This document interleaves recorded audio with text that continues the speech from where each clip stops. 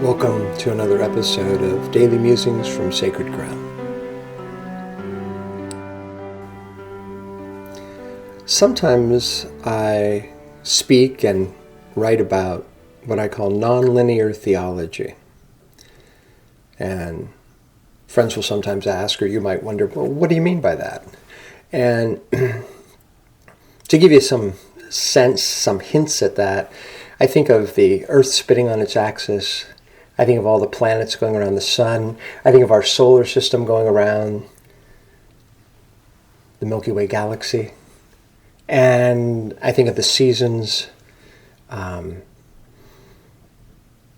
life and growth and dying and death. And I'll give you one little story that'll maybe give you a little hint of what I'm interested in with nonlinear theology. I'll preface this though by saying, when I was a kid, and I'm not thrilled about sharing this, but I think it's important to share.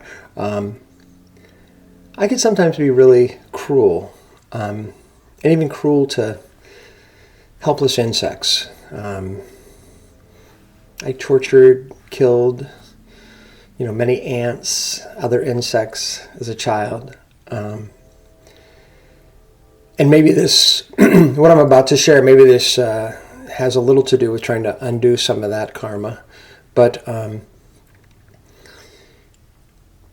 one thing that I love to do today, related to nonlinear theology, in my mind, is when it's warm enough outside, I love to cut or clip my fingernails and toenails sitting outside, usually on the concrete stoop out back. And sometimes, this has happened many times,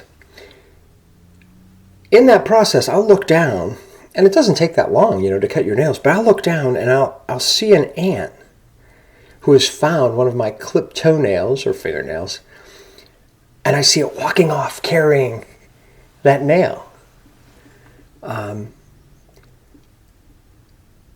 And I know that toenail clipping will then become food for that ant colony. These nails that I no longer need can now serve as nutriment, food for other beings, and beings that in the past I have harmed. To me, that's part of nonlinear theology.